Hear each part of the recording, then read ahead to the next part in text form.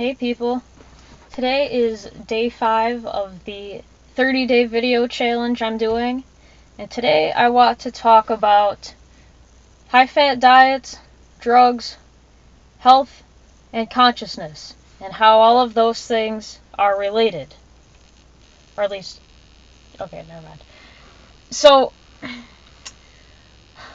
as I stated in my last video on heavy metals detoxification, and as I also wrote in a related article called Is There One True Diet?, I've noticed that there seems to be a connection between people who go on high-fat diets and drugs.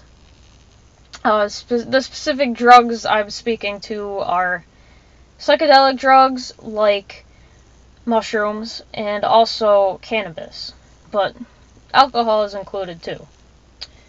And at the same time, people who go on high carb diets, especially a fruit-based raw diet, they tend to be more uninterested in drugs. So I couldn't help but notice this trend, and this is similar to a related line of questioning I've been wondering about for the last couple of years, which is how on the one hand some people suffer adverse effects of drug use, and I'm talking about drugs all across the board, all kinds, and then there are other people who report very positive effects of drugs, whether that's medical cannabis or using ecstasy to overcome PTSD. Things like that. So, I think the drug question is related to the question I have about high-fat diets and drugs. So, I will just get right into it here. So, what I have found recently is that we have cannabinoid receptors throughout our bodies, just like we have opioid receptors and dopamine receptors. And these cannabinoid receptors, they respond not only to the cannabinoids in cannabis itself, but also our bodies can produce their own endogenous cannabinoids called endocannabinoids. And some endocannabinoids are actually produced by polyunsaturated fatty acids, specifically omega-3s and omega-6s. Now, the endocannabinoids produced by omega-6 fats act as agonists for the cannabinoid receptors. So this means that they activate the endocannabinoid system. And as you know from smoking weed, which I'm sure you have done, activating the endocannabinoid system makes you hungry. So the short summary there is that omega-6 fatty acids stimulate hunger. I'll come back to that point in a moment. Meanwhile, omega-3 fatty acids have the opposite effect. The endocannabinoids produced by omega-3 fatty acids act as antagonists to the endocannabinoid system. So that means that it suppresses the endocannabinoid system, and when you suppress that endocannabinoid system, you suppress hunger as well. So, short version is omega-6 fatty acids stimulate hunger, while omega-3 fatty acids suppress it. And as I look back on my own life experience, this seems pretty clear to me. You know, I used to eat half a pound of peanut butter a day, and nuts and seeds are particularly high in omega-6 fatty acids. And even with like Brazil nuts, I have found that I can just eat and eat and eat and eat and eat nuts all day long, and they just never seem to satisfy. And now I know why. It's because they activate the endocannabinoid system, and that stimulates hunger further. Now, I will propose here that this is one reason why people talk about the importance of needing to keep the ratio in your diet of omega-6 fatty acids to omega-3 below a certain point. Omega-6 fatty acids are more abundant in food than omega-3s are, so you're always going to have more omega-6s. The key is not to let the ratio of 6 to 3 get too high. So basically, eating omega-3 fatty acids can correct for the problems that omega-6 fatty acids create. But the problems don't end there, because omega-3 fatty acids, basically any polyunsaturated fatty acids, create inflammation in your body, and they also have been found to suppress the immune system. And I wish I had a good explanation for how that works. I will get to that. But anyway, so basically polyunsaturated fatty acids create inflammation in the body. We know this. They're unstable. So this means that they go rancid much easier than their opposites, which are saturated fats. Saturated fats are much more stable. I've had a container of coconut oil sitting on my dresser for 4 months now, yes, and it's perfectly fine and good. I don't eat it, I use it for other purposes, but coconut oil is pure saturated fat. And that stuff, it just can't go bad, no matter what you do with it. So as I stated, you have to correct for omega-6 consumption by consuming omega-3s.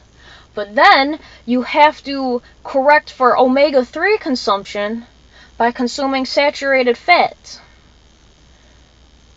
But then the train doesn't end there either, because saturated fats increase your levels of small, dense lipoproteins in your, yes. Okay, so what I'm saying here, small, dense LDLs, which is what we usually refer to as cholesterol, but really, LDL is a protein that carries cholesterol from the liver to the cells of your body. And the small dense is the form that LDL takes after it has delivered the cholesterol to the cell. And the problem with LDL is that it has difficulty returning to the liver to be recycled. And the presence of LDL in your bloodstream can be problematic, because if you have inflammation in your gut and your immune cells are attacking your gut flora, your gut bacteria, which is what happens when you have a damaged gut, those immune cells may also go after the small dense LDL. And when immune cells attack small dense LDL, they get stuck because the LDL can't be defeated, because it's not an antigen, it's just a protein. So the combination there of LDL and the immune cell they form plaque. And we all know that plaque is what clogs your arteries. It's what gets stuck to the walls of your blood vessels. And the more plaque buildup you have, the higher your blood pressure gets. And if you get a large chunk of plaque that breaks off from the blood vessel walls, you get a blood clot. And then when you get a blood clot, you have a heart attack. So the point there is that saturated fat increases small dense LDL. And small dense LDL can ultimately lead to high blood pressure and blood clots, and therefore heart attacks. So now we have to correct for the effects of saturated fat intake, and the way we do that, well, you have to heal your gut, and you also have to avoid consuming anything that can damage your gut. So basically, you need to avoid refined carbohydrates. You need to detoxify your body of yeast and heavy metals and other toxins. And basically, you just need to be as clean as you possibly can.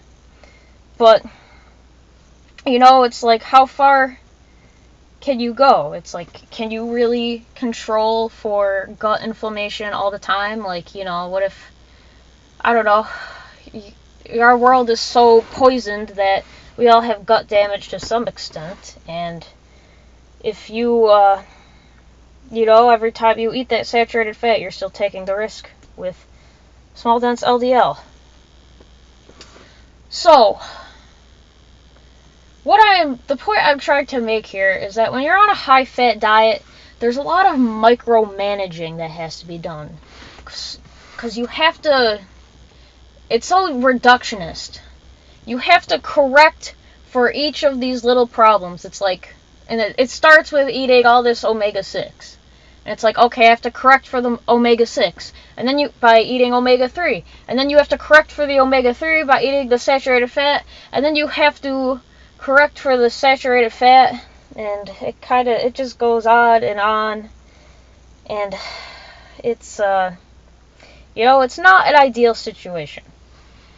And I will concede, as I have previously, that a high-fat diet is better than being in the gray zone, where, like, you're eating high-fat and high carbs. You don't want to do that, because that's how you get diabetes. But I still think that high-fat is also, it's inferior to high carb, which entails low fat. So that's the larger point I'm making here, but I want to take you through all the steps of how we get there. So I need to address the drug topic now. So lately there's quite a lot about medical cannabis.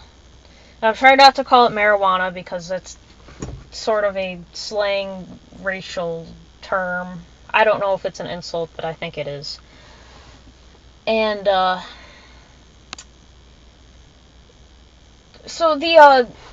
so as I have read, the basic benefits of medical cannabis lie in the fact that it suppresses excessive activity in your body.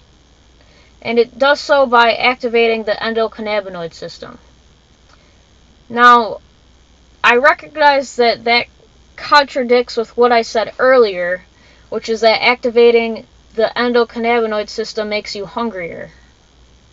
So, I haven't found a resource that deals with this contradiction, but it seems that cannabis, while it increases hunger, it seems to reduce excessive activities of other things, which the main other things I'm talking about are the activity related to seizures. So it reduces seizures, which we all know, and it reduces pain, which we also all know. So it seems like cannabis reduces pain, reduces the factors that create seizures, but it also increases hunger. Okay, so the point I'm going to end up making here is that I think medical cannabis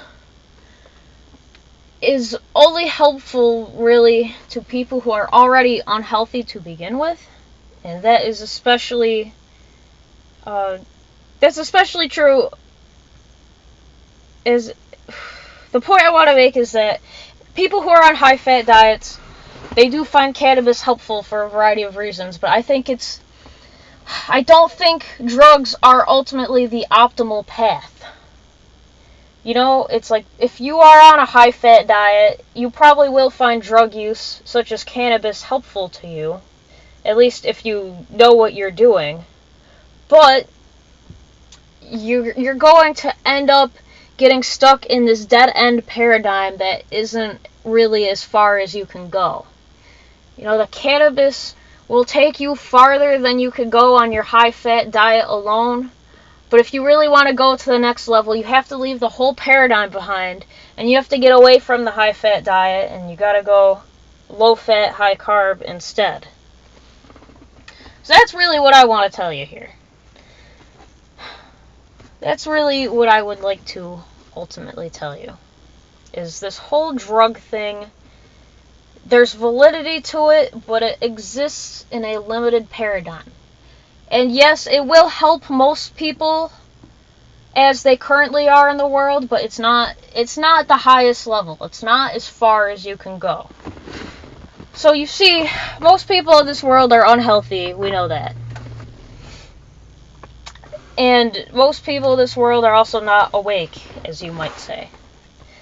And if you use psychedelic drugs or cannabis in the proper way, in the proper setting, with the right intentions, it can help you to wake up, and it can also help to correct some health issues, especially if you have something like PTSD or epilepsy or just chronic pain. It can at least give you some relief from that pain.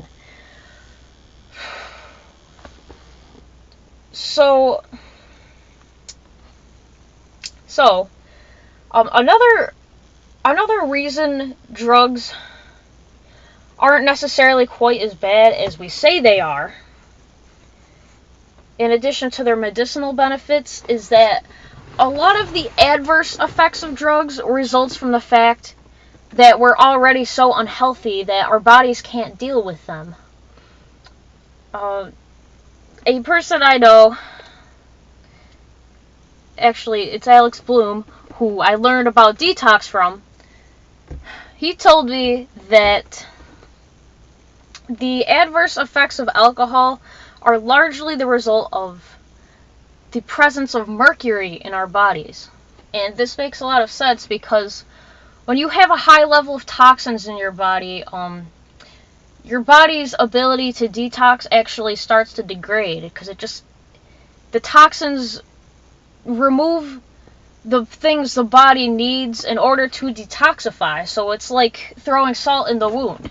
It's you get this toxin buildup, and then the toxins remove your ability to detox, so then you keep getting more toxins, and you just keep getting sicker and sicker as time goes on. So, and the major detoxification organs include the liver and the kidneys, and we all know how important the liver is in detoxifying alcohol.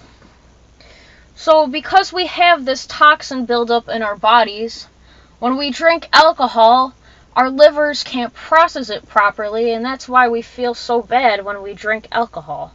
So if you detoxify your body of all the other things, you'll find yourself much better able to detoxify alcohol.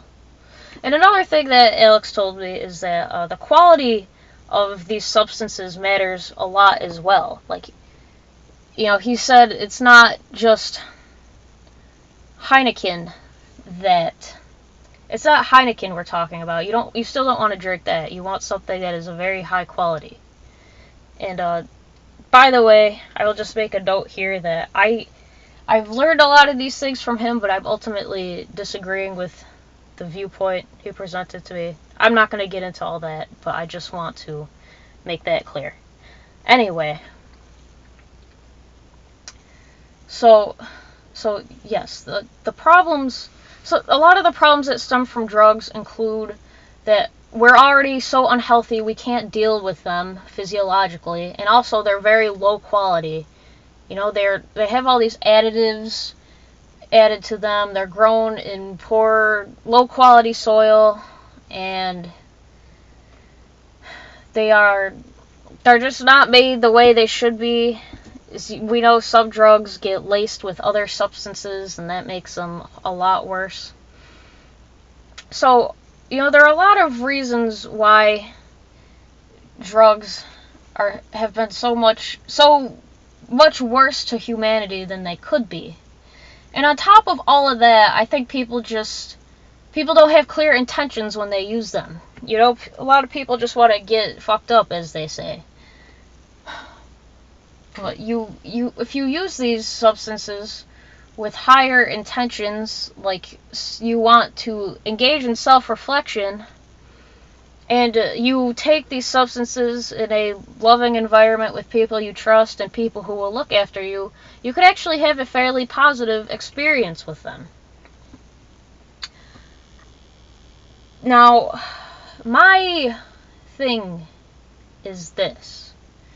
People who are smart enough to know how to use drugs properly probably don't need them.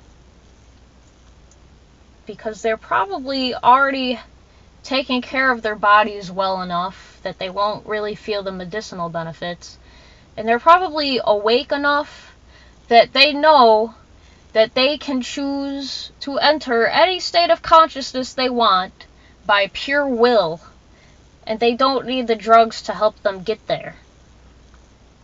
You see, I believe that the role of drugs really should only be to show us what lies beyond our current paradigm, our current way of seeing the world.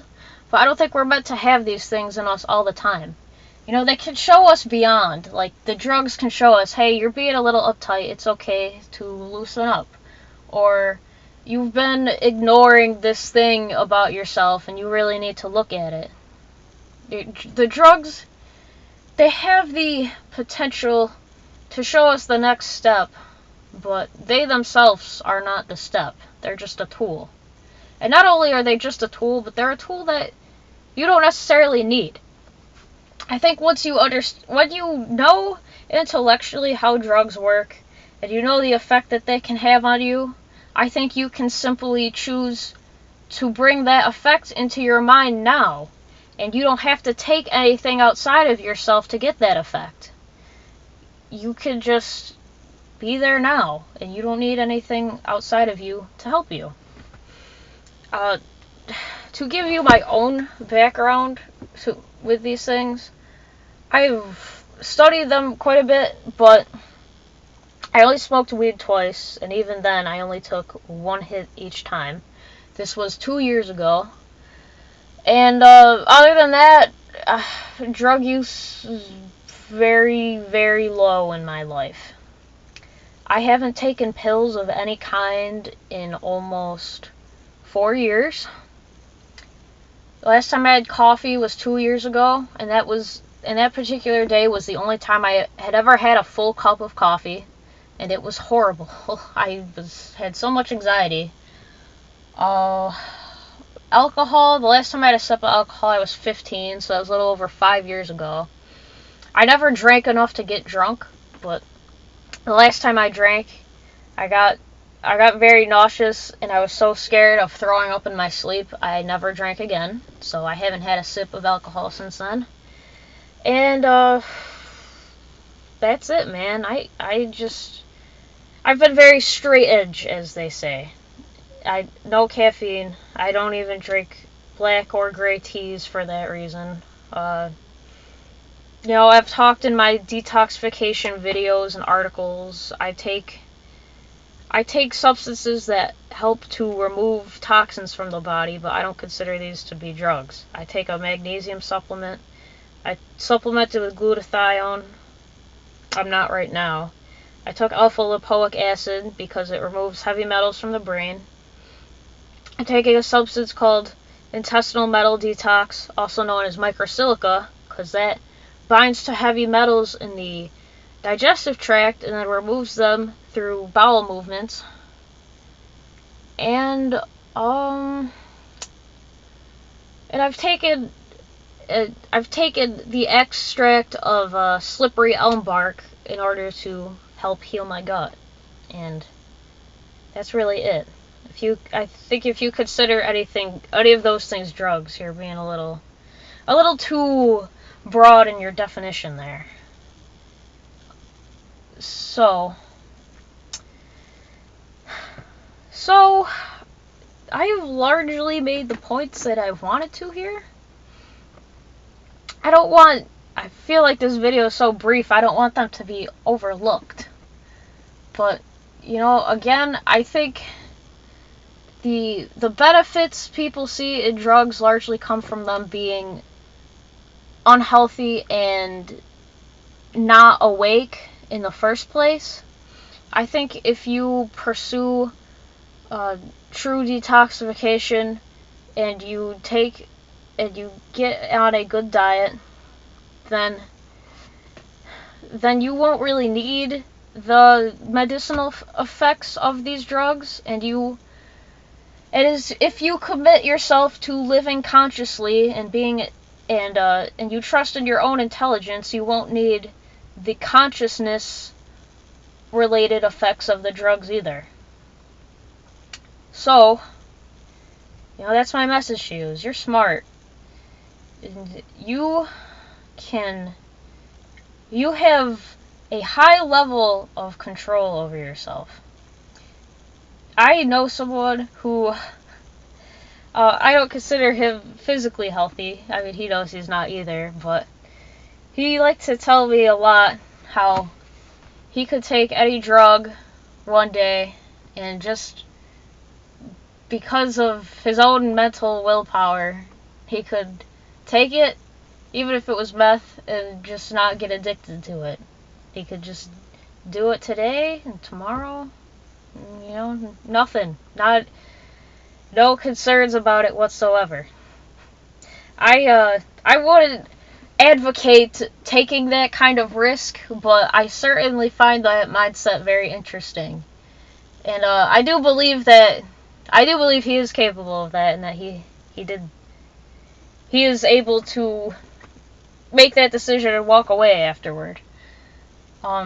Again, I'm not going to advocate you try that. I think you're better safe than sorry in that situation, but the point again is you're a very powerful being, and in a reality that is essentially a dream world, and it is all just an extension of your own consciousness, everything comes down to choice. Everything you experience and see and perceive is ultimately the result of choice you've made somewhere along the way. You are choosing the whole of the experience you are having right now. And some choices are easier to make than others, or really there are some choices that you can be more open to changing than others. Like, you're probably not open to changing the experience of gravity, for example. But you can be more open to changing the way your mind works, and you can change your state of consciousness to whatever you want it to be in any moment. And if you believe you need something outside of yourself to make that change, or you at least think something outside of yourself would make it easier, then you have to acknowledge that belief. Like, for example, I could potentially detoxify my body by consciousness alone, but I've ultimately made the choice that I would prefer to do so with the use of certain substances like alpha-lipoic acid, why have I made that choice? I just would rather have the gradual experience of detoxifying my body one day at a time. And ancient masters would tell you, yeah, if you really ultimately don't need that stuff, but if you feel you do, and you want to have the experience of using that stuff, then go right ahead. It's like how you also ultimately don't need to eat, but, well, if you believe you do, then you do.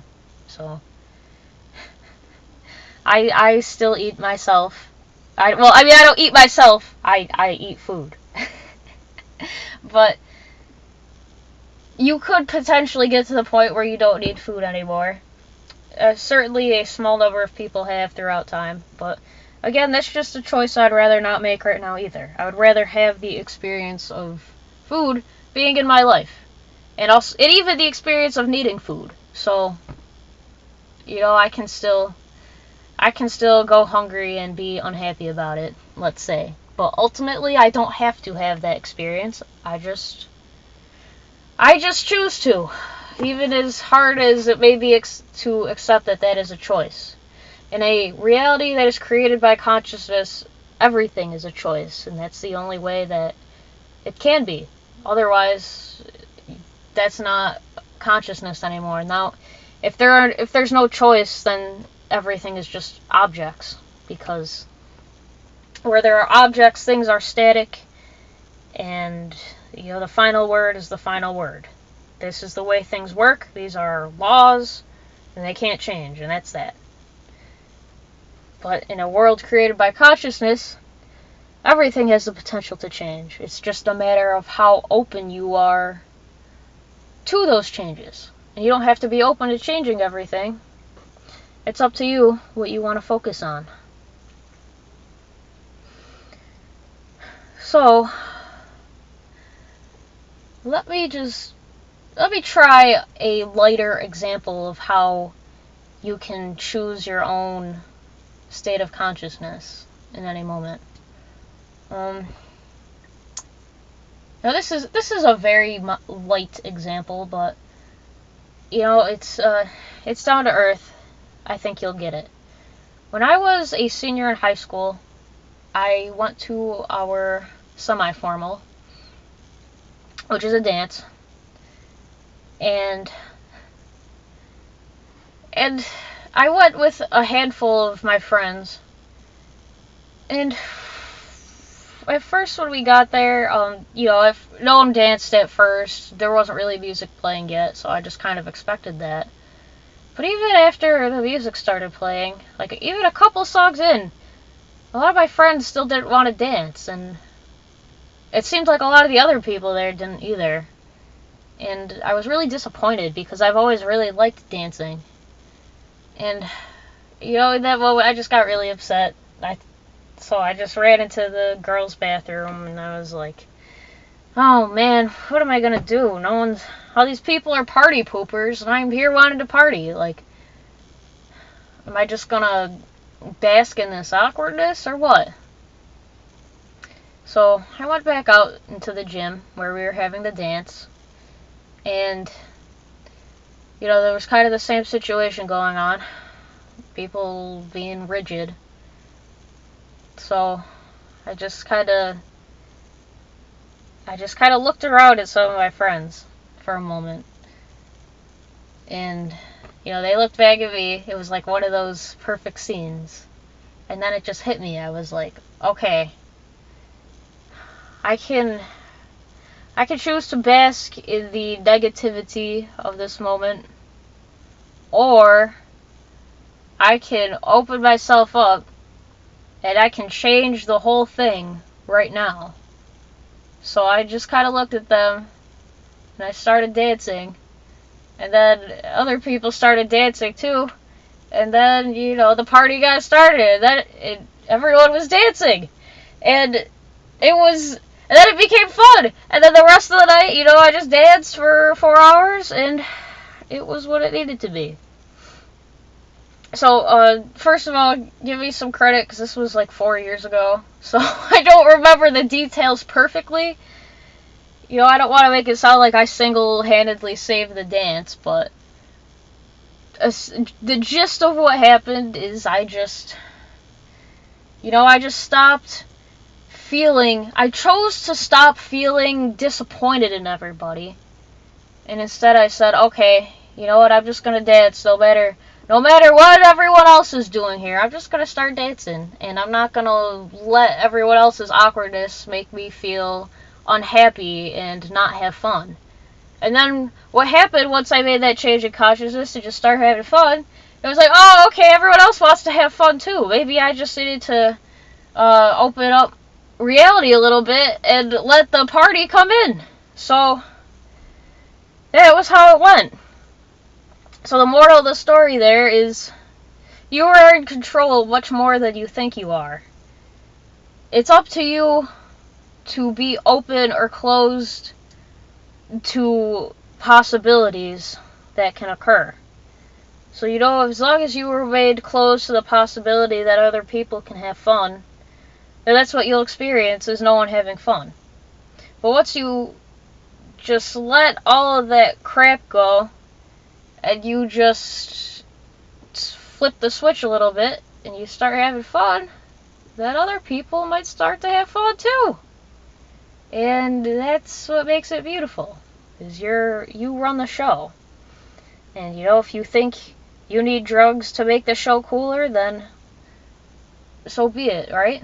But I think you'll find that if you just open yourself to the larger possibilities of how intelligent and capable you really are, you'll find that you don't need those things. So, that's my take on the whole thing. Is high-fat diets are better than gray zone diets, where you're high-fat and high-carb. But to me, they're still inferior to high-carb diets. And the reason people on high-fat diets are drawn to certain drugs is that they aren't quite as healthy as they can be. And when we see the medicinal effects of drugs, that's mostly in people who are either not fully awake or they're not as healthy as they can be to begin with. So if you just, I will sound a bit cliche here, but if you just eat your fruit and your vegetables, and you eat a lot of them, and you eat very little else, and you commit yourself to living consciously, and you trust in your own intelligence, and you decide to finally see just how magnificent you really are, you'll find that you have control over the whole thing. And you can be in whatever state you want to be. And you'll find yourself getting sick very infrequently as well. You know, I'm young, I'm 20 years old, but sickness does not become me, let's say. Let's just say that. So, that's that. And one final comment, if you could tell that I'm sweating right now, it's because I'm in my car. And I think it's only like 60 degrees outside, but the heat is coming in pretty damn good. And honestly, this is the only time I sweat, is if I'm in the car and it's really hot out. You know, if I go run outside, I don't sweat that much, unless most of the time, it's got to be like 90 for that to happen, but damn, sitting in a hot car, like every pore just opens up.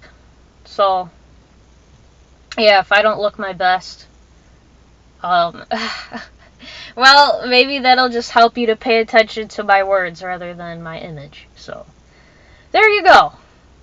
I hope you enjoyed that. Thank you so much for watching. By the way, I'm probably going to update my diet article as a result of this video. Or I'm figuring out still what I'm going to do. I'm probably just going to start with summaries of each of these videos, and then I'd like to give each a thorough write-up. But, you know, we'll see how all that goes. So, thank you, man. And use your intelligence and just go see how awesome you really are. You will surprise yourself. So, peace out.